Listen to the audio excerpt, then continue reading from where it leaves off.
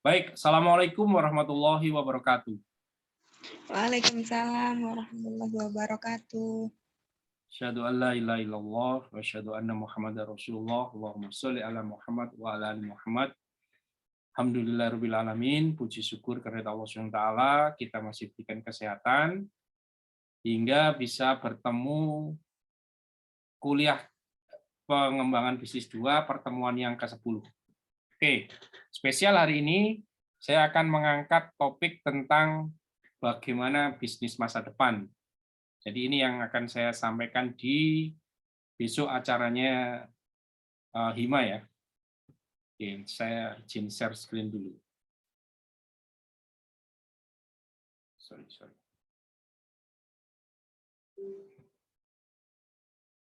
Sound-nya lupa.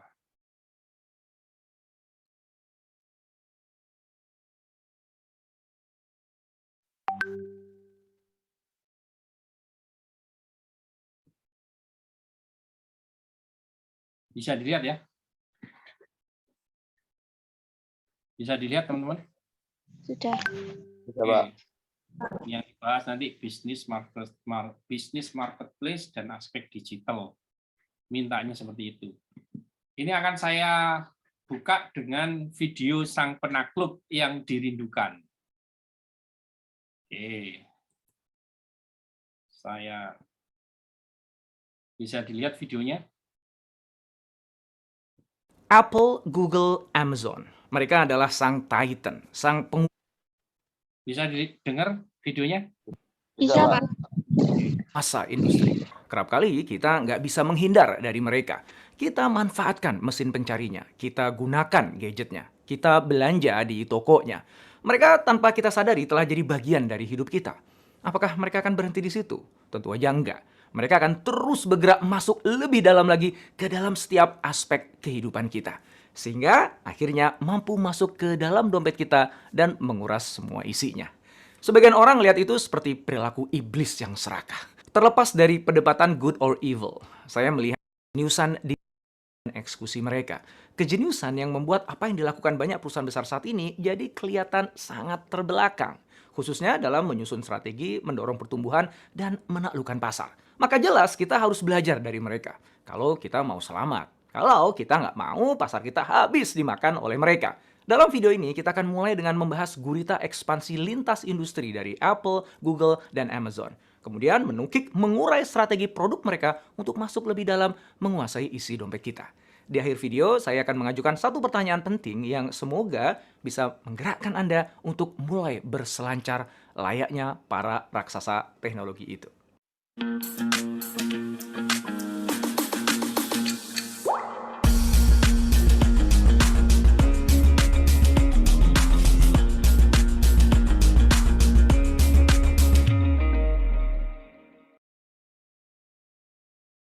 Gak diragukan lagi, Apple adalah raksasa produk perangkat keras. iMac, MacBook, iPhone, iPad, Apple Watch, dan produk Apple lainnya sangat populer saat ini.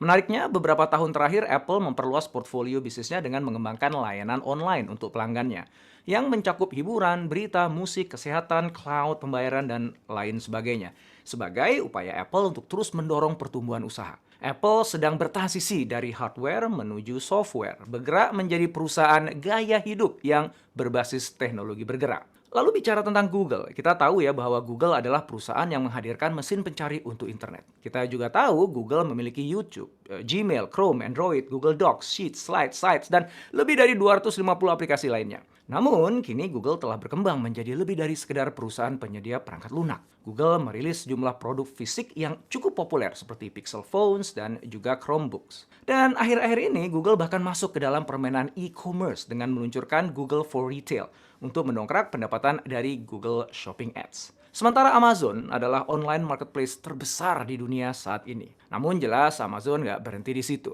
Amazon merilis produknya sendiri seperti Kindle, Amazon Echo, Fire TV, dan masih banyak lagi. Amazon juga doyan mengakuisisi perusahaan-perusahaan lain yang potensial seperti Zappos.com dan retail chain Whole Foods untuk masuk ke bisnis retail fisik. Amazon juga mengembangkan usahanya dengan meluncurkan layanan cloud yang sangat sukses yaitu Amazon Web Services. Dan saat ini Amazon sedang meningkatkan kualitas dan penetrasi layanan streamingnya dengan mengakuisisi MGM, studio film legendaris, rumah dari franchise James Bond.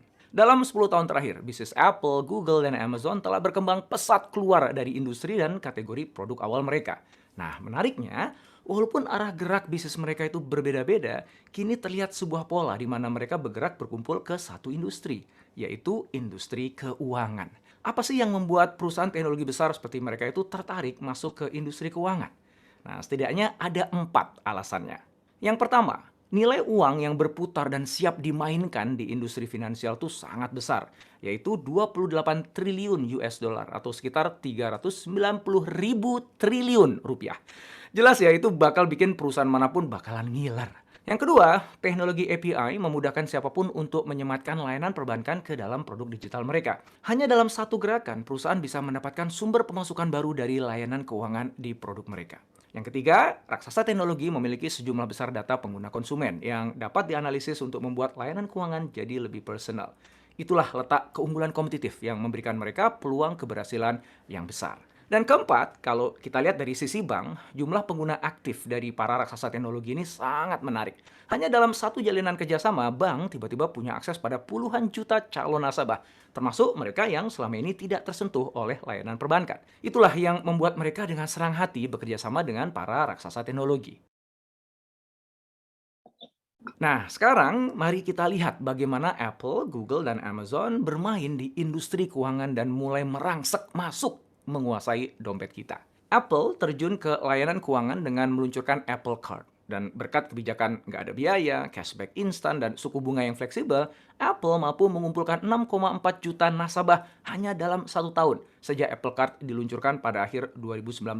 Menyusul keberhasilan tersebut, Apple meluncurkan Apple Family Card sebagai upaya memanfaatkan tren perbankan remaja dan anak yang tengah berkembang. Hadirnya Apple Card di tengah jaringan perangkat aktif dan layanan Apple yang luas akan semakin mengunci pelanggan ke dalam ekosistem Apple. Dan sebagai upaya untuk lebih memperkuat strategi itu, Apple mengakuisisi teknologi perangkat lunak yang memungkinkan transaksi antar telepon, serta menjadikan iPhone sebagai terminal pembayaran seluler bebas kontak atau contactless. Perlombaan untuk menjadi super app keuangan pilihan itu semakin memanas dalam beberapa tahun terakhir.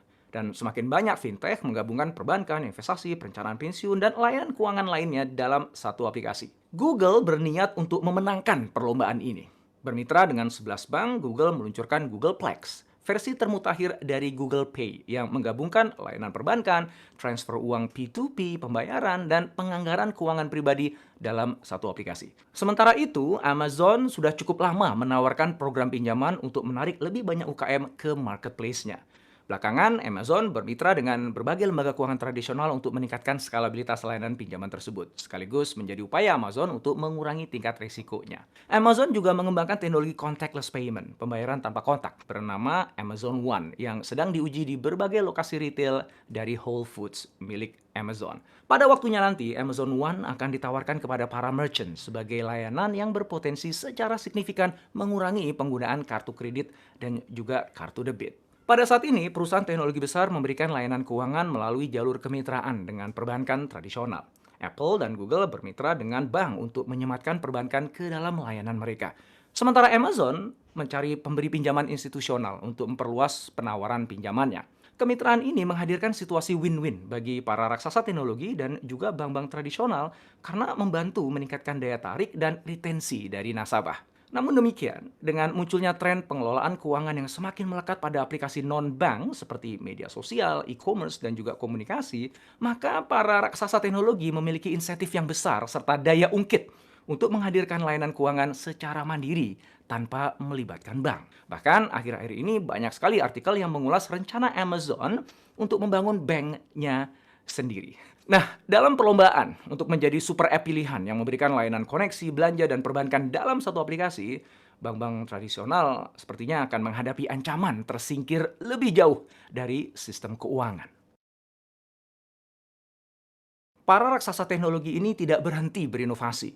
Mereka tidak berpuas diri menjadi raja industri karena sadar bahwa industrinya semakin ramai dan bahkan bisa jadi ukurannya mulai menciut. Maka mereka terus mencari peluang-peluang baru, bahkan mengeksplorasi peluang di luar industri dan bisnis utama mereka. Hal itu kontras sekali dengan banyak perusahaan besar saat ini.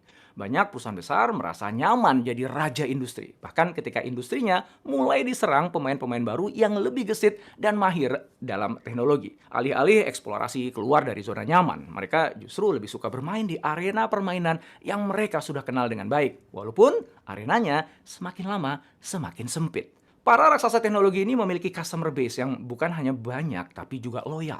Karena selama bertahun-tahun, perusahaan raksasa teknologi ini berinvestasi pada hati para pelanggannya, pada kebiasaan-kebiasaan kita. Mereka memudahkan hidup kita, menyelesaikan masalah kita, membuat kita kelihatan keren. Mereka juga sangat memahami kita, menghadirkan solusi bahkan sebelum kita memintanya. Nah, sekarang coba lihat deh perusahaan Anda. Apa yang sudah perusahaan Anda lakukan untuk pelanggan selain menawarkan produk dan layanan Anda sesuai dengan SOP? Seberapa besar perusahaan Anda berinvestasi pada memudahkan hidup pelanggan Anda? Jika suatu saat nanti raksasa teknologi itu memutuskan untuk masuk ke industri Anda dan menggunakan kekuatan data serta teknologinya untuk menawarkan produk atau layanan yang jauh lebih superior kepada pelanggan Anda, apa yang akan menghentikan pelanggan Anda untuk tidak beralih ke mereka? Di awal, saya menyebutkan bahwa ada pertanyaan penting untuk Anda di akhir video ini.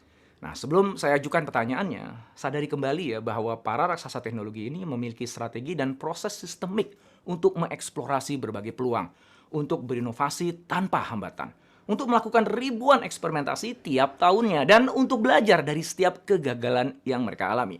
Kemudian, mengambil langkah baru yang lebih jitu secara cepat. Dan mereka telah melakukannya sejak awal berdirinya 2-3 dekade lalu. Hasilnya, ya lihat aja pertumbuhan mereka yang gila-gilaan dalam 10 tahun belakangan ini. Maka pertanyaan yang saya ingin ajukan kepada Anda adalah, apa yang perusahaan Anda sudah lakukan dalam 10 tahun terakhir ini?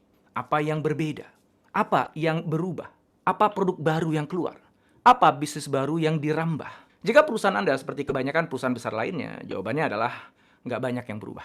Kalau ada pun, ya perubahannya sifatnya kosmetik lah, poles sana-sini. Menjual produk lama dengan kemasan baru.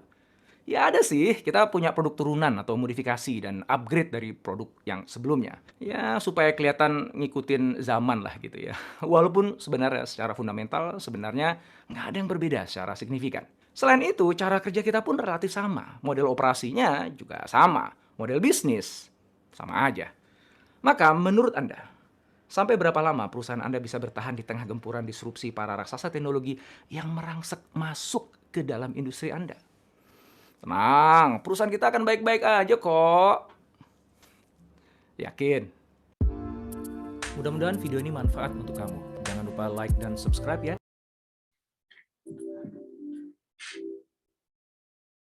Yuk, kita diskusi. Sudah lihat video tadi ya, teman-teman? Ayo, kita diskusi ya. Pertanyaannya, tadi kita belajar apa dari video itu? Yuk, kita diskusi. Silakan, Dani, Sufa, Mila, Ivan, Ragil. Open mic. Bisa dengar suara saya, teman-teman? Halo? Bisa, Pak. Oke, ayo Dan, belajar apa tadi Dan dari video itu Dan?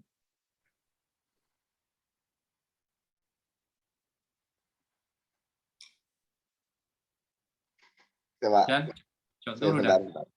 Kak, saya mikir. Ayo, yang lain, silakan. Oh, ini videonya panjang, bagus. Ayo, kita harus dapat sesuatu dari situ. Bertahan. Apa? Kita berkembang. Dani. Berkembang untuk bertahan, Pak. Iya, Pak. Apa maksudnya berkembang untuk bertahan?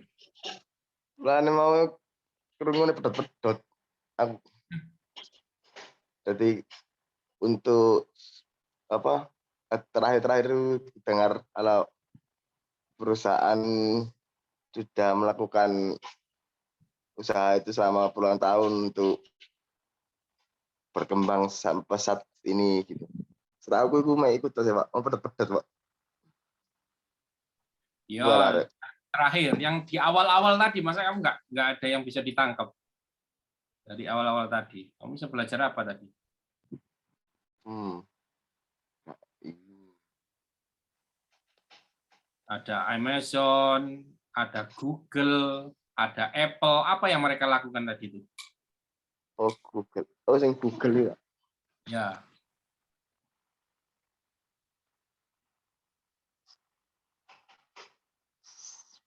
ayo apa yang Google lakukan, Amazon lakukan, bisnis Google mereka. melakukan pengembangan, Pak. Ada Google Shop Google Shopee tadi, Bang.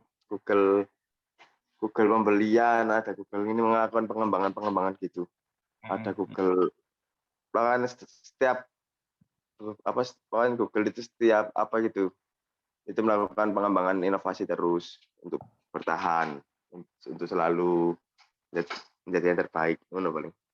Ya, dan dia akan menguasai pasar. Tadi ya disampaikan ya. Termasuk yang terakhir, dia masuk ke keuangan. Akan menggantikan perang bank ke depan. Ya. Ya. Oke, yang lain, silahkan. Sufa boleh, Mila boleh, Ivan, Ragil, Alwi. Apa pelajaran yang bisa didapat tadi itu? Sufa, baik Sufa. Sufa bisa dengar suara saya? Bisa, Pak. Ayo Sufa, kamu belajar apa tadi? Dari video keren tadi.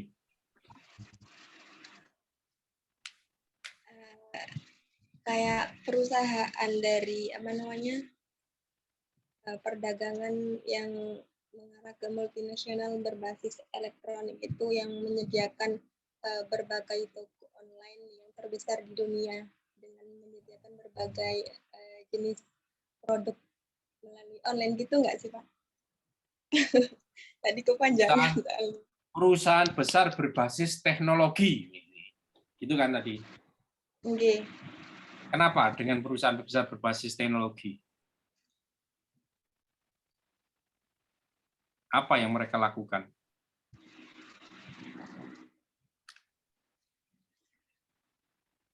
Yang membantu dan menyediakan beberapa aplikasi seperti Amazon tadi dengan Amazon Shopping, kayak banyak membantu pengguna di seluruh dunia untuk mendapatkan produk mereka dengan mudah di mana saja dan kapan saja gitu dengan beberapa. Ya. Bagaimana mereka dengan sangat cerdas membuat solusi untuk permasalahan yang ditemui oleh para pelanggannya. Ya, sehingga mereka mendapatkan pelanggan mereka itu semakin membesar dan semakin loyal atau semakin setia.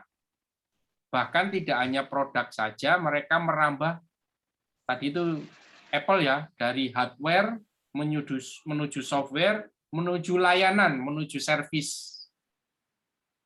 Ya, termasuk yang paling ditakutkan banyak orang, mereka merambah ke perbankan.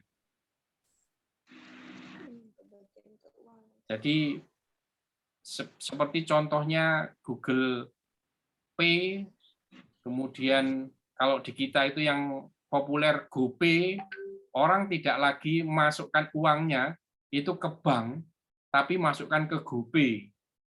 Supaya apa? Supaya bisa menggunakan banyak fasilitas yang disediakan oleh aplikasi tersebut. Ya, ini sangat ditakuti oleh perbankan.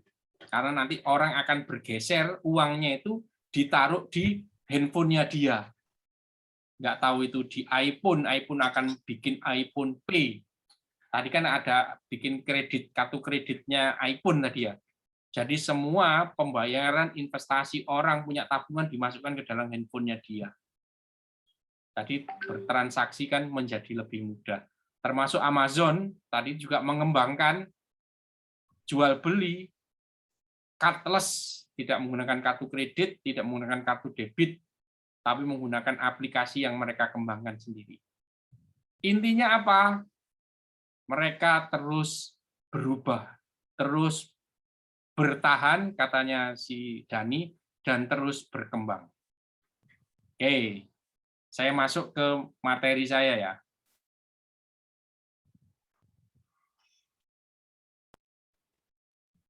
Saya lanjutkan. Nah, ini tadi pertanyaan yang harus dijawab tadi itu ya. Apa yang perusahaan Anda telah lakukan dalam 10 tahun ini? Jadi kalau kalian belum punya perusahaan, pertanyaannya, apa yang sudah Anda lakukan 10 tahun ini? Apa yang berbeda dan apa yang berubah? Kalau jawabannya tidak ada, ya wassalam, kamu akan digilas oleh perubahan yang orang lain lakukan. Jadi kamu tidak merubah, tapi kalian akan dirubah. Nek kalian dirubah oleh mereka, maka kalian akan ikut, hanya menjadi objek saja, bukan sebagai subjek atau pelaku. Jadi kalian hanya menjadi objek penderita. Mau seperti itu? Kalau mau silakan, jangan berubah. Tapi kalau tidak mau, segera berubah. Kalau dari sisi pengusaha atau pemula seperti kita semua, pertanyaan adalah apa produk baru yang kita sudah keluarkan? Ya, apa produk baru yang sudah kita ciptakan?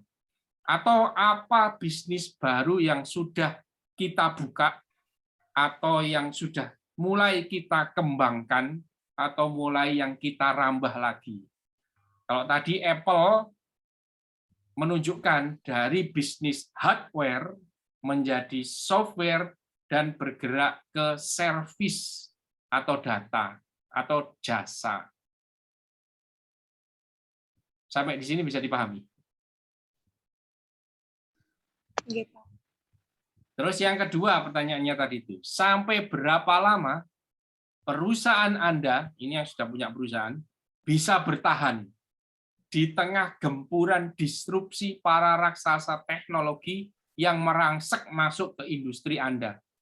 Tadi contohnya apa ya? Contohnya Apple yang sudah mulai menerbitkan kartu kredit Apple, kemudian Microsoft yang bekerja sama dengan beberapa bank, kemudian Amazon tadi itu diceritakan dia sudah bekerja sama dengan bank tradisional. Bank tradisional itu maksudnya ya bank-bank yang sekarang ada ini. Kemudian menarik para UKM supaya lebih banyak masuk ke Amazon dan diberikan dana pinjaman. Jadi pertanyaannya yang sangat relevan, sampai berapa lama perusahaan Anda bisa bertahan di tengah gempuran disrupsi para teknologi, para raksasa teknologi yang masuk ke industri Anda. Jadi kalau kemarin yang inovasi itu perusahaan kecil, kalau ini yang masuk adalah perusahaan raksasa. Oke. Jawabannya adalah kalau kita harus bisa membuat produk baru yang inovatif. Yang kedua, kita harus punya bisnis model yang adaptif. Ya. Ini harus dilakukan oleh orang yang sudah punya perusahaan maupun yang belum punya, terlebih lagi yang belum punya perusahaan. Dia harus menciptakan produk baru yang bernilai inovatif. Seperti apa itu, Pak? Produk baru yang memberikan nilai, yang nilai itu diperlukan oleh customer. Jadi customer sekarang kan terus berubah dan selalu berubah. Perilakunya selalu berubah. Contohnya apa? Contohnya COVID membuat perilaku orang yang tadinya itu belanja ke pasar, ke mal, mereka diharuskan diam di rumah karena ada PSBB. Kalau ada pembatasan sosial, mereka ada di rumah. Pasar perilakunya berubah, mereka ada di rumah. Maka kita harus punya produk inovatif yang bisa memenuhi kebutuhan pelanggan, yang nilai-nilai itu diperlukan oleh pelanggan. Harus mikir produk inovasi apa yang dibutuhkan ketika orang ada di dalam rumah. Oh, mereka di rumah tapi ingin tetap eksis pakai Instagram mereka. Oh, berarti dibuatkan kebutuhan baju, mungkin baju rumah, tapi tetap kelihatan cantik dan menarik. Seperti itu. Apalagi? Ya ada caranya. Caranya nanti akan kita bahas. Kemudian bisnis modelnya kita rubah. Yang tadinya itu channelnya itu langsung kita jual di toko, sekarang harus melewati media online atau melewati marketplace. Maka perubahan-perubahan ini harus kita adaptasi ke dalam bisnis model kita. Sampai di sini bisa dipahami apa yang saya sampaikan, teman-teman? Enggak, Pak, paham. Paham ya? Jadi jawaban dari pertanyaan tadi, bagaimana agar kita berubah, bisa bertahan, dan bisa mengeluarkan produk baru, mengeluarkan bisnis baru, jawabannya adalah ini. Produk inovatif dan bisnis model adaptif. Caranya bagaimana? Membuat produk baru yang inovatif, caranya adalah menggunakan design thinking. Yang belum tahu design thinking adalah sebuah pendekatan berbasis pada pelanggan, di mana bertujuan untuk berinovasi, membuat produk baru, sesuai kebutuhan pelanggan, sesuai ketersediaan teknologi, dan segala sesuatu yang diperlukan untuk sebuah bisnis bisa sukses. Artinya apa? Ya untung, ya cost-nya bisa ditekan. Berbasis pelanggan artinya apa? Semuanya melibatkan pelanggan, mulai dari awal sampai akhir. Ketersediaan teknologi, iya, nanti solusinya itu apakah memerlukan teknologi atau tidak. Tidak semuanya perlu teknologi. Tapi kalau zaman sekarang, semuanya perlu teknologi. Saya lanjutkan. Kemudian bagaimana untuk membuat bisnis model yang adaptif? Ya, bisnis model adaptif dibuat, caranya ya kita definisikan, dan kita amati perubahan-perubahan itu, kemudian kita solusi melalui bisnis model kita. Saya ingatkan ada 9 elemen di dalam bisnis model yang harus kita definisikan. Dan ini harus selalu beradaptasi dengan perubahan-perubahan. Tadi saya contohkan channel yang dulunya itu bisa langsung ke pelanggan, sekarang harus melewati marketplace, karena orang semua ada di rumah. Kenapa sih kok harus pakai bisnis model? Karena dengan bisnis model, kita itu bisa membesarkan dan bisa memperbanyak dengan cepat. Jadi contohnya ini, kalau tukang bakso yang tidak punya bisnis model, maka dia jualannya hanya seperti ini. Dia bikin sendiri, dia jual sendiri. Tapi kalau dia punya bisnis model seperti bakso kota ini, dia sudah mendefinisikan siapa mitra kunci mereka, siapa sumber daya kunci mereka, siapa customer mereka, maka sistem ini, model bisnis ini bisa mereka copy paste, tidak hanya di kota Malang sebagai kota asal, tapi di seluruh kota di Indonesia. Tapi kalau model Pak jualan kayak gini yang tidak punya sistem, tidak punya bisnis model, dia tidak bisa di copy paste. Kenapa? Ya orangnya cuma satu. Dia belinya kulaan ya hanya di toko sebelah rumahnya itu. Ya, dia tidak mendefinisikan sampai sekomplit bisnis model. Saya lanjutkan. Sekarang bagaimana cara menerapkan design thinking untuk mendapatkan produk baru yang inovatif?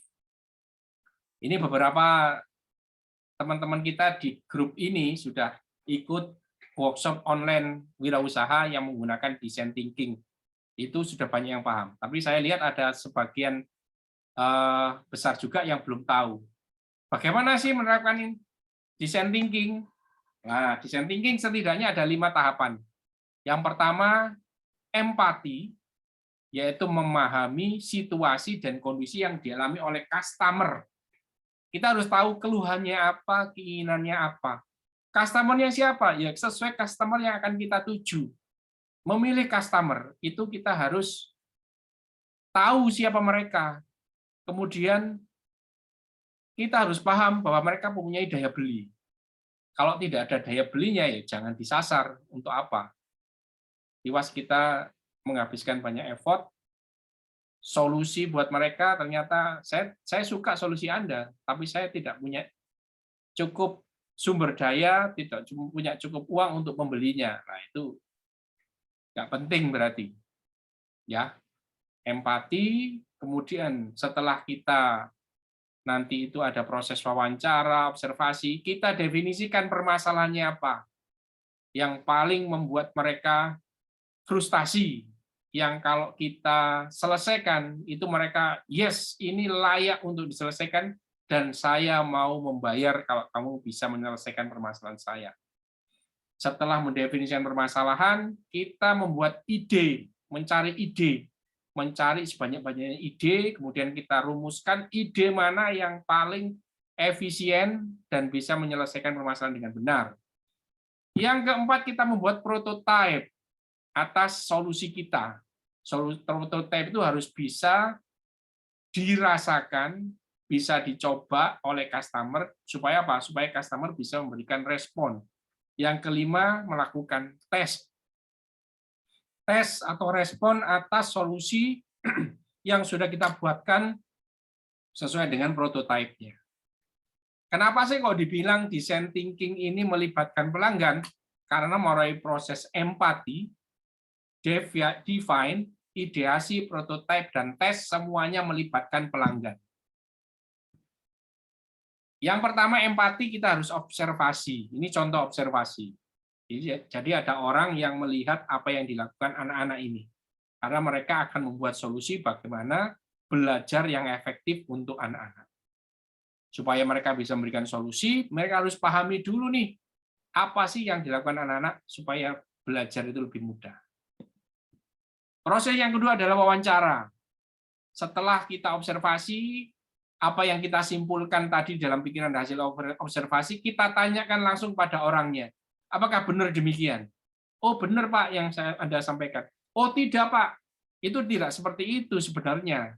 Kenapa saya ke sini itu bukan karena saya perlu ngopi sebenarnya, tapi saya di rumah ini sudah bosan itu dimarahi istri terus. Nah, kalau tidak wawancara, kita tidak akan menemukan jawaban yang seperti itu, yang sebenarnya.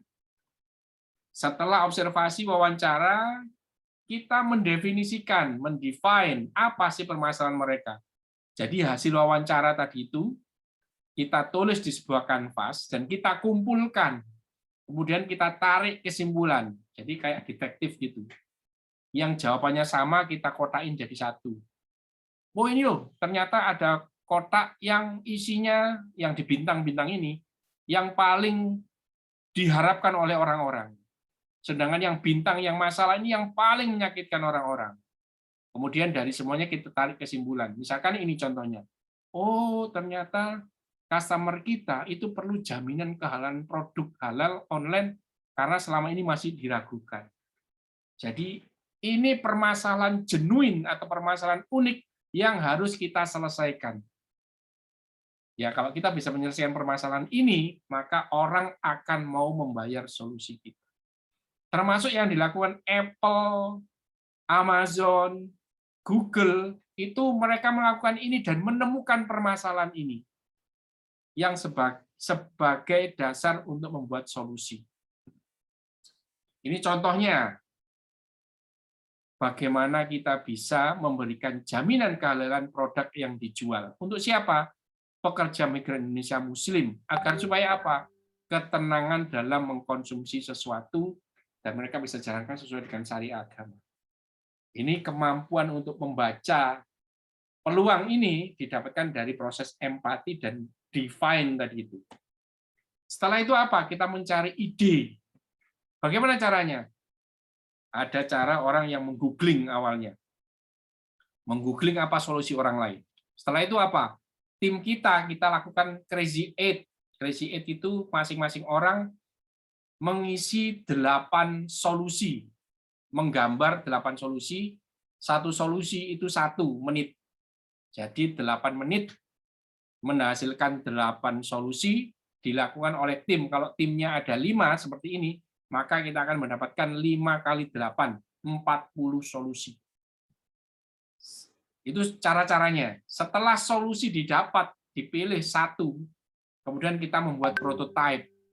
Prototype ini sebuah representasi visual solusi agar menjadi konkret dan bisa diindra. Indra kan punya ada 6 ya. Jadi customer kita itu bisa merasakan langsung seperti apa sih solusi kita. Di antara solusinya itu kita membuat storyboarding. Jadi ini contohnya ketika kita membuat solusi bagaimana kita mau pesen masuk ke kereta api dengan mudah. Jadi kita menggambarkan bagaimana perjalanan customer. Awalnya dia datang di sebuah kotak yang ada komputernya, dia memilih tujuannya kemana, kemudian dia info mau bayar menggunakan apa metodenya, kemudian dia tinggal scan menggunakan handphonenya yang sudah ada nge-link ke pembayaran, nggak tahu itu BCA atau Mandiri dan lain sebagainya. Kemudian transaksi selesai, keluar tiket digunakan untuk masuk kereta api dan selesai. Seperti ini kita menggambarkan solusi kita. Kemudian buat prototipe-nya, prototipe harus bisa diindra tadi itu. Bisa pakai kardus, bisa pakai simulasi kalau dia solusinya itu berupa software dan lain sebagainya. Terus yang terakhir adalah dites. Teskan prototipe-mu tadi itu kepada mereka supaya apa? Mendapatkan umpan balik supaya kalian bisa menyempurnakan produk prototipe kita tadi itu. Dan customer mempunyai pengalaman menggunakan produknya. Nah, seperti ini, ibu-ibu ini, dia mencoba rakitan mobil. Dia bilang, ini setirnya kurang tinggi. Saya tidak bisa dengan nyaman menggunakan. Nah, itu seperti itu. Jadi mereka bisa langsung merespon. Atau bapak-bapak ini yang menggunakan semacam aplikasi, lakukan ini, lakukan. Nah, nanti dia akan merespon, oh ini kurang begini hasilnya. Kok tidak ada tombol untuk enter? Kok tidak ada tombol untuk mencari? Nah, dia memberikan masukan secara langsung. Setelah produk kita dapat, kita mendefinisikan yang namanya bisnis model. Seperti ketahui, bisnis model ada 9 elemen. Mulai customer, value proposition, atau nilai apa yang mau kita transaksikan dengan customer, itu kita definisikan. Kemudian jalur distribusinya dari value ini tadi menuju customer mau pakai apa? Mau langsung, atau kita jual lewat IG, atau kita jual lewat Facebook, atau ke marketplace, kita harus definisikan. Kemudian supaya customer ini tetap terikat dengan kita, itu kita beri apa? Oh, kita kasih itu, Pak, giveaway, sering ada giveaway. Kita kasih kartu anggota, Pak. Sekali beli, ada poin 10 untuk di kartu anggotanya. Kalau dia sudah bayar, sudah transaksi 10 kali, dia berhak dapat 1 barang dengan gratis. Itu contoh customer relationship-nya. Kemudian key activities, aktivitas kuncinya apa? Oh, kita cuma fokus pada pemasaran saja, Pak. Kalau pembuatan atau produksi kita enggak. Produksi nanti akan kita beli dari partner kita, Pak. Jadi nanti di key partners itu ada mitra kita. Kita mau jualan misalkan makanan khas Indonesia. Kita hanya sebagai reseller, kita hanya marketing, kita hanya membooster, memperbanyak follower kita sehingga mereka tahu bahwa tadi yang dibutuhkan kan makanan halal, bahwa produk yang kita jual itu halal. Jangan kemana-mana, lihat saja di tempat kita. Katalog kita tunjukkan yang sangat menarik. Kalau orang melihat IG kita, makanan mereka mesti ngiler. Dan di situ ada stempel halal dan mereka tidak ragu. Dan kita sudah coba, kita buktikan. Nanti ada videonya, Pak, bagaimana kita mengolahnya dengan sangat baik. Meyakinkan. Di value proposition nanti di IG kita ada katalognya, ada edukasi bagaimana makanan halal itu, kemudian ada cara memesan dan pembayaran yang mudah, sehingga orang tertarik. Tadi kita tidak bikin sendiri, Pak, ada chef dan ada toko Indo dari orang lain yang menjadi key partner kita. Jadi key aktivitas kita itu murni pemasaran saja. Misalkan seperti itu. Dan kita key resource-nya siapa? Ya karena kita pemasaran saja, key resource kita itu ya satu, toko online kita, yang kedua merek toko online kita, yang ketiga karyawan kita yang melakukan pemasaran ini. Itu kunci utama key resource kita. Oke, kemudian cost-nya apa? Oh, cost-nya karena kita hanya pemasaran di medsos, Pak, kita hanya perlu biaya bagaimana endorse. Kita pakai endorse. Kita bekerjasama dengan endorser. Awal-awalnya kita minta yang free dulu, Pak. Kita pakai teman-teman kita yang punya follower banyak.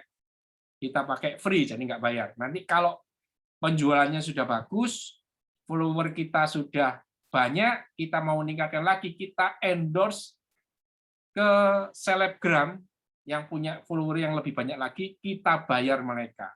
Cost kita mayoritas ada di sana, Pak, untuk meningkatkan traffic.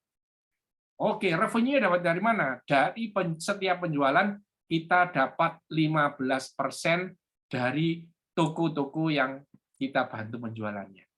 Kemudian kita memonetize IG dan Facebook kita sehingga saya dapatkan uang juga dari sana.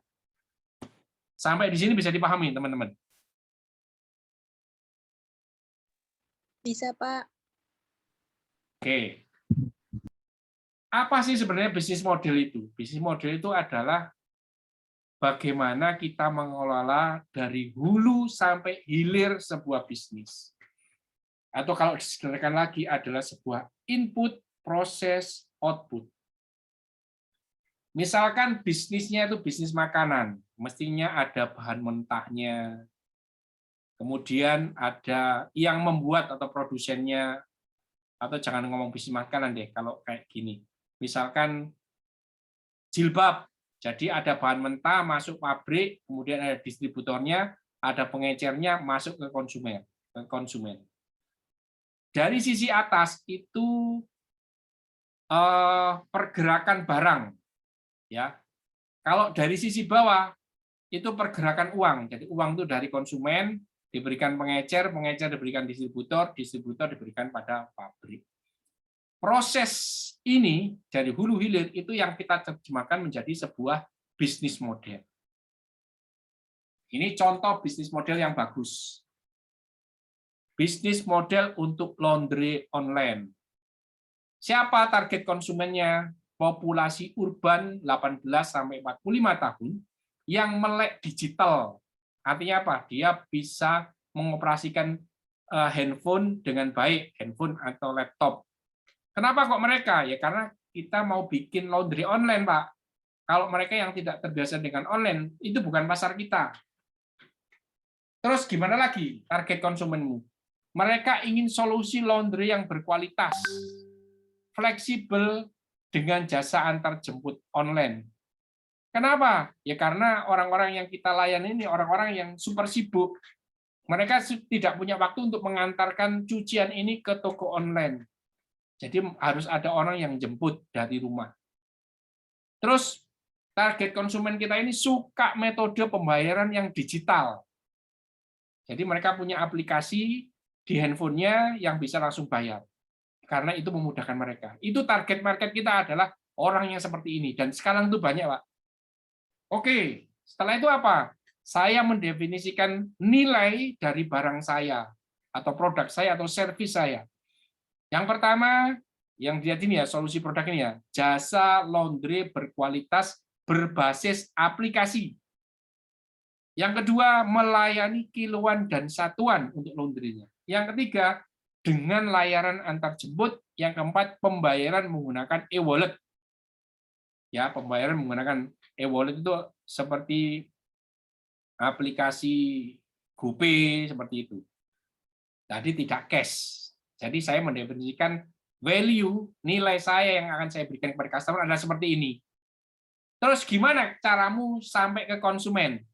Ini pakai aplikasi iOS dan Android. Jadi saya punya aplikasi yang bisa di-download di situ. Tersedia juga untuk outlet offline-nya. Jadi kita punya outlet offline dan punya aplikasi yang diinstal oleh konsumen supaya mereka bisa mendapatkan jasa kita. Kemudian customer engagement bagaimana? Relasi dan jalur komunikasi. lewat WA, Pak, atau call center, atau sosmed, IG kita ada. Oke, kegiatan produksi kita apa? Pertama, penjemputan, kedua, pemisahan, ketiga, pencucian, kemudian pengepakan, packing laundry. Oke. Siapa partner kita? Partner kita adalah karena kita tidak punya laundry sendiri, mesin laundry sendiri, kita cari supplier orang-orang yang punya mesin laundry. Ya, sekali lagi, jasa kita adalah jasa laundry, tapi kita tidak mengerjakan sendiri. Jadi kita pakai supplier orang lain. Untuk itu kita perlu kerjasama dengan merchant laundry orang lain, dan kita cari kerjasama dengan kurir laundry orang lain.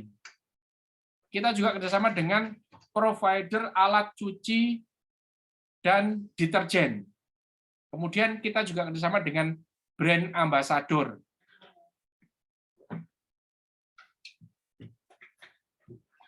Brand ambassador untuk apa? Ya, tadi saya ceritakan, untuk meningkatkan penjualan tadi itu. Kita kerjasama dengan selebgram. Kemudian aset sumber daya utama apa, Pak, yang kita miliki? Ini pegawai kita, kemudian aplikasi, website kita, laundry online tadi itu, dan partnership eksklusif dengan para merchant pemilik laundry tadi itu, dan kurir terutama, kemudian provider alat cuci dan deterjen, serta brand ambassador. Struktur biaya dari mana? Struktur biayanya apa saja? Struktur biayanya adalah biaya pegawai, biaya kantor yang offline tadi itu, biaya server, biaya tidak tetapnya biaya marketing kalau kita mau kasih reseller, kemudian biaya operasional dan logistik. Pendapatan didapat dari mana? 20% komisi setiap order laundry yang berhasil. Tadi kan yang mengerjakan laundry kan orang lain. Setiap order berhasil kita dapat 20%-nya. Dan komisi dari kurir yang antar jemput kita dapat 20%. Bayangkan di sini sebuah bisnis model yang kita tidak mempunyai mesin sendiri dan tidak punya SDM untuk menjadi kurir. Kita hanya membuat bisnis model yaitu laundry online. Ini kekuatan sebuah bisnis model. Oke, kalau disimpulkan, apa yang harus berubah atau produk apa atau bisnis apa yang belum berubah? Yang perlu kita buat adalah sebuah produk inovatif menggunakan metode design thinking. Yang kedua, kita harus bisa membuat bisnis model yang adaptif. Apa yang sudah pernah kita lakukan? Kita sudah pengalaman ya menggunakan sistem ini, menjadikannya workshop online wirausaha kita terapkan pada pekerja migran Indonesia. Jadi kita lakukan workshop tapi online menggunakan Zoom, Miro, dan LMS. Jadi LMS itu Learning Management System seperti Spada kita. Hasilnya apa? Ini yang menarik. Jadi proses. Ya, kita di batch awal punya 7 grup. Yang grup pertama itu mereka punya solusi namanya nitip stok. Toko online produk halal PMI dengan prototipe web dan Instagram. Kemudian ada Nusantara Formosa Food, importir makanan khas Indonesia, prototipenya Instagram. Yang ketiga Syar'i Shop, aplikasi pembelian baju syar'i online, prototipenya mereka membuat prototipe aplikasi. Kemudian toko PMI serba ada, toko online makanan Indonesia dengan prototipe Facebook dan Instagram. Seperti itu sampai 7. Kemudian yang di batch 2, kita punya 17 prototipe. Yang luar biasa, semuanya ini bisa di-follow menjadi sebuah bisnis. Jadi tidak hanya bisnis makanan, seperti ini contohnya di Rombel 1, menyediakan furniture yang berkualitas, yang bagus, klasik, dan modern. Jadi mereka jualan furniture, tidak hanya melayani suatu daerah, tapi banyak daerah. Contoh yang lain di Rombel 11. mereka membuat peternakan sapi dan bisa dijual ke seluruh Indonesia bekerja sama dengan peternakan-peternakan lain di daerah yang lain. Ini contoh ketika mereka memproses design thinking, salah satu contohnya. Jadi mendefinisikan customer-nya siapa, konteks yang akan dibantu apa, mereka menemukan problem yang layak diselesaikan, kemudian menemukan peluang apa yang harus diselesaikan, kemudian membuat solusi melalui sebuah sketch gambar, kemudian dengan storyboard yang ada, mereka mendefinisikan apa nanti yang perlu dilakukan customer untuk mendapatkan solusi tersebut. Solusi sudah dibuat prototipe dan sudah di-testing, hasilnya sudah diuji, respon yang negatif mereka perbaiki melalui metode design thinking. Ini salah satu contohnya prototipe yang mereka gunakan. Jadi prototipe ini mereka membuat toko online, toko offline itu perlu waktu, perlu biaya, maka mereka cari solusi dengan membuat toko online. Toko online ini cukup informatif karena mereka ada katalog di mana pelanggannya bisa melihat dengan detail apa sih yang kita berikan pada mereka, value apa atau nilai apa yang kita tawarkan pada mereka. Kemudian ada edukasi, pembelajaran tentang halal food, kemudian ada cara pesan dan cara pembayaran yang mudah. Ini seperti ini contohnya jalannya. Sehingga cukup representatif untuk mewakili sebuah toko offline, tapi letaknya online. Ya, bisa dibayangkan ya teman-teman ya. Oh, apa ini?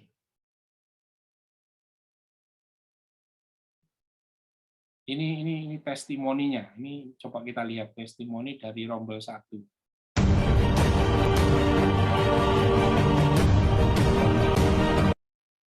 Bisa dengar suaranya?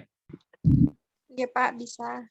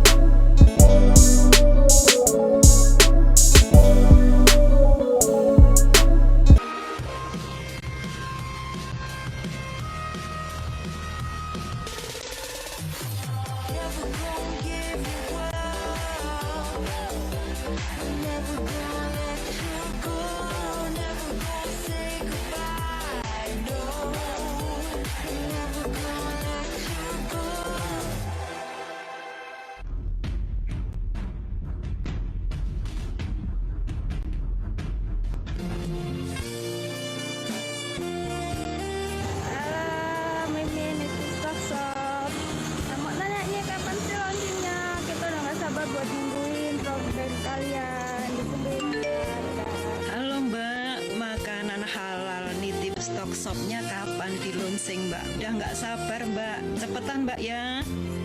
Wah, udah nggak sabar banget nih pengen nyobain makanan halal di Nitip Stock Shop. Buruan launching. Nitip Stock Shop Taiwan. Buruan launching dong.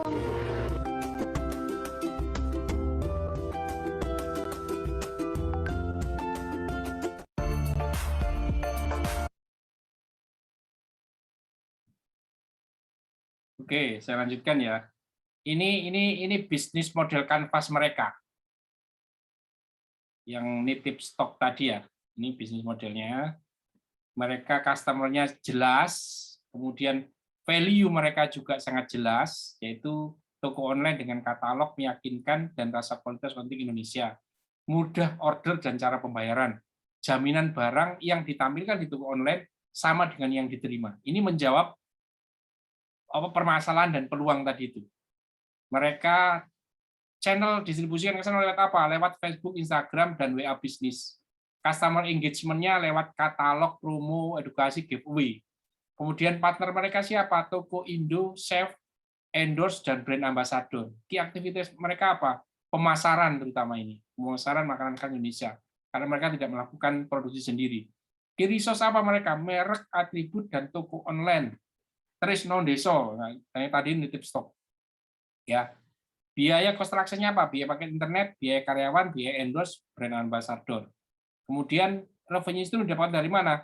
20% dari penjualan toko Indo dan memonetize dari medsos mereka. Nah, ini setelah didefinisikan seperti itu, mereka melakukan validasi atau dites. Seperti toko Indo, mereka definisikan akan berpartner. Mereka datangi dan mereka perlu tiga toko Indo, mereka berikan kriteria valid kalau 2 dari 3 itu setuju bekerjasama. Kemudian setelah mereka tes, mereka telepon, mereka kontak, ternyata 2 dari 3 toko Indo setuju. Artinya valid. Kemudian chef juga seperti itu, 3 orang mereka telepon, 2 dari 3-3-nya setuju, maka valid. Endorse dan brand ambassador, 2 orang setuju, maka valid juga. Jadi proses validasi dari bisnis model tadi. Ini yang terbaru adalah mereka mendefinisikan yang namanya 10 type of innovation. Jadi ada ilmunya lagi setelah bisnis model kanvas, mereka lihat inovasi, yang kuning-kuning ini adalah yang bisa dilakukan inovasi. Ada service, customer engagement, channel. Kalau di value proposition itu ada 3, product performance, product system, brand. Kalau yang di bawah itu profit model. Dan setiap kota elemen di 10 inovasi itu ada taktikalnya. Ini taktikal ini adalah strategi yang digunakan oleh perusahaan-perusahaan yang sudah berhasil menggunakan strategi ini. Jadi kita bisa pilih, kalau kita misalkan mau strategi service, kita punya kerpean istilahnya, di service ini, mana service? Service. Itu ada 1, 2, 3, 4, 5, 6, 7, 8, 9, 10, 11, 12 strategi yang bisa kita pakai. Salah satunya apa? Service. Menggaransi. Kalau ada apa-apa dengan barang, kita jualan baju. Kalau bajunya nanti itu rusak sampai di rumah atau tidak sesuai dengan pesanan, maka silakan dikembalikan tanpa bayar. Seperti itu, ada banyak strategi yang bisa kita gunakan. Di 10 type of innovation ada 103 strategi atau taktikal yang bisa kita gunakan. Oke, seperti itu teman-teman yang bisa saya sampaikan. Silakan kalau ada yang mau ditanyakan. Itu materi hari ini, pengembangan bisnis. Silakan kalau ada yang mau didiskusikan.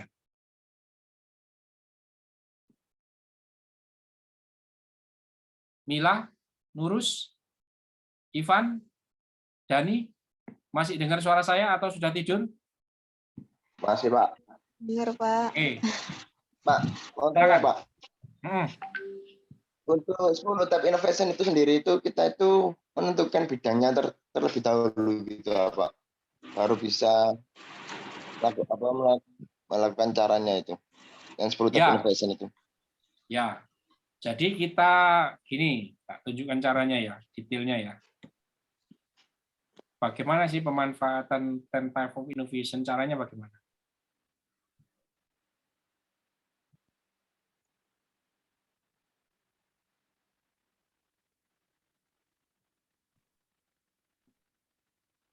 Nah, ini ada di Miro kalian ya, yang bagian 10 type of innovation. Yang pertama adalah kita harus membuat bisnis model dulu. Setelah membuat bisnis model, kita akan tahu posisinya masing-masing itu ada di mana. Misalkan service itu ada di customer relationship, customer engagement itu perpotongan antara, kalau di bisnis model itu customer segment, customer relationship, dan channel. Kalau channel sendiri itu ada satu channel yang bisa diinovasi, kalau di value proposition ada 3 kotak yang bisa dilakukan inovasi. Awalnya kita melakukan namanya industri analisis. Industri analisis itu kalau bisnis model tadi itu hanya perusahaan kita, kalau industri analisis semua perusahaan yang bergerak di yang sejenis. Jadi misalkan makanan menjadi industri makanan. Ya, dari situ kita bisa analisis. Seperti ini contohnya. Nah, profit model, network. Oh, network itu sudah banyak orang yang mengembangkan, yang berinvestasi di situ. Sehingga apa? Ini gambarnya seperti ini. Oh, ini loh. Oh, profit model tidak banyak orang yang bergerak di situ. Network banyak perusahaan yang sudah berinvestasi di situ. Semua orang berlomba-lomba, misalkan kalau ini bisnis telekomunikasi, memasang jaringan Wi-Fi dan jaringan fiber optik di mana-mana, banyak orang berinvestasi di situ. Bahkan di laut pun dibuat jalur fiber optik. Tetapi sekarang yang terbaru kalau ngomong telekomunikasi, yang namanya Elon Musk itu meluncurkan satelit, total rencana 6.000, sekarang sudah 1.500. Jadi nanti internet itu terkoneksi lewat satelit. Tidak hanya Elon Musk, tapi Windows juga melakukan langkah serupa. Mereka mulai mengirim satelit-satelit yang ribuan keluar angkasa. Jadi ternyata apa? Banyak di network dan structure ini orang yang sudah berinvestasi. Makanya simbolnya itu tinggi, ya. Tapi yang di profit model tidak banyak orang yang masuk. Sehingga kita tahu di mana opportunity dan di mana blind spot. Blind spot itu titik di mana orang yang tidak terlalu banyak masuk di area itu. Jadi grafiknya adalah naik turun gini. Kalau yang naik ini berarti kita cari opportunity apa di situ. Tapi kalau yang tidak ada orang bermain itu namanya blind spot atau titik gelap yang kita bisa eksplorasi. Dari sini kita bisa menentukan strategi. Misalkan ini contohnya P&G. P&G faktanya mereka dapatkan penetrasi produk Pampers di Cina itu rendah sekali. Kenapa kok rendah? Karena ada kesenjangan budaya. Jadi di Cina itu budayanya kalau anak-anak kecil ya telanjang gitu, lari-lari kemana, kalau pipis ya tinggal gewer-gewer gitu. Tapi kalau adanya Pampers itu aneh buat mereka. Kenapa anak kecil gitu kan? Menjadi enggak itu aja, enggak leluasa buat anak kecil. Tapi kalau culture di Barat misalkan, itu ya biar nyaman orangnya. Akhirnya apa? Procter & Gamble masuk ke Cina dengan strategi inovasi yang dia namakan product performance dengan value comfort sleep. Jadi tidur lebih nyaman. Jadi kalau di Cina itu sangat menginginkan anaknya nanti itu pinter, kemudian sekolah di luar negeri, punya penghasilan banyak, kembali ke Cina menjadi orang terpandang. Nah, mereka masuk melalui nilai itu. Jadi kalau anak kalian itu dikasih Pampers, maka tidurnya akan enak. Anak ini akan semakin cerdas dan nantinya itu pinter, bisa keluar sekolah di luar negeri, dan bisa mendapat pekerjaan yang bagus, dan bisa pulang menjadi orang yang kaya. Mereka masuk melalui nilai itu, product performance itu. Dari sisi network-nya, P&G itu bekerjasama dengan Beijing Children Hospital untuk mengembangkan riset baby sleeping pattern, pola anak bayi tidur. Mereka mengembangkan itu. Kemudian dari sisi customer engagement, mereka memperkenalkan kampanye tentang golden sleep. Dari sisi profit modelnya, mereka mengeluarkan 3 jenis Pampers. yang sesuai dengan level income-nya masing-masing. Ada level premium, level menengah, dan level bawah. Jadi mereka menerbitkan 3 produk. Ini yang dilakukan P&G. Lain lagi yang dilakukan Nike.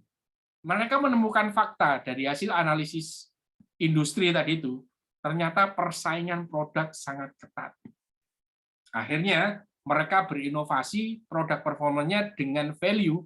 Orang yang pakai Nike itu atlet signature atau seperti atlet. Jadi mereka gunakan misalkan Cristiano Ronaldo sebagai brand ambassador mereka. Jadi dibombastiskan dengan itu. Jadi seakan-akan orang yang menggunakan produk Nike, dia performanya seperti atlet melalui performance dan branding. Kemudian dari sisi channel, mereka membangun yang namanya Nike Tone, flagship store, dan concept store, yang intinya itu toko sendiri yang hanya menjual produk-produk Nike, tidak berbaur dengan produk Adidas, produk Puma, dan produk yang lain. Kemudian dari sisi network dan pengembangan produk sistem, mereka bekerjasama dengan Apple untuk membuat aplikasi, jadi dibundling nanti produknya Nike dengan aplikasi yang ada di iPhone. Seperti itu. Dan bisa ditangkap Dan yang saya ceritakan Dan.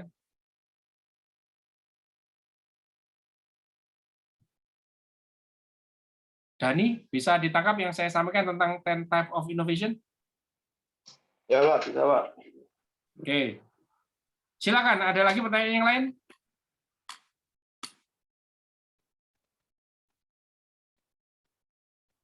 Nurus, Mila, Ragil, silakan. Itu tadi 3 poin penting, yaitu design thinking, business model, dan 10 type of innovation. Makanya teman-teman ketika skripsi kan saya bawa ke 3 itu ya, untuk menyelesaikan permasalahannya. Karena sekarang yang diperlukan yaitu 3 hal itu. Silakan kalau masih ada yang mau ditanyakan. Sufa, ada yang mau ditanyakan? Ampun, Pak. Cukup ya? Oke. Oke. Nurus, nggak dengar suaranya Nurus? Iya, Pak. Nurus belajar apa tadi Nurus? Belajar apa dari yang saya... Innovation, business model, sama itu design thinking. Ya, oke. Sudah paham semua ya Nurus ya? Insya Allah, Pak. Oke, ini sangat berhubungan dengan skripsi Nurus. Iya, Pak. Oke. Ada yang mau ditanyakan? Atau kuliahnya kita akhiri? Sudah cukup?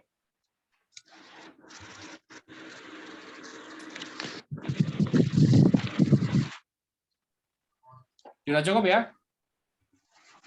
Baik, kita tutup dengan doa kafaratul majelis. Subhanakallahumma wa bihamdika asyhadu an la ilaha illa anta astaghfiruka wa atubu ilaik.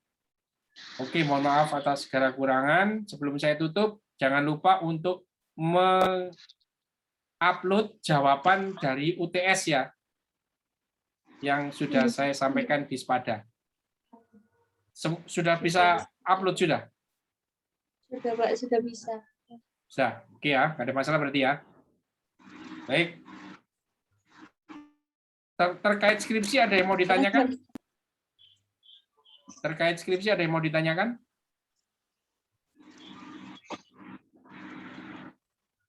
Belum ada, Pak. Belum ada. Oke, ini yang Mila, Ivan, Ragil, sama Nurus belum seminar proposal segera diajukan ke TU ya. Supaya segera bisa dijadwalkan kapan acaranya. Ya. Baik, saya akhiri. Mohon maaf atas segala kurangan. Saya akhiri. Assalamualaikum warahmatullahi wabarakatuh. Waalaikumsalam warahmatullahi wabarakatuh. Terima kasih, Pak. Terima kasih, Pak. Iya, sama-sama. Saya akhiri ya.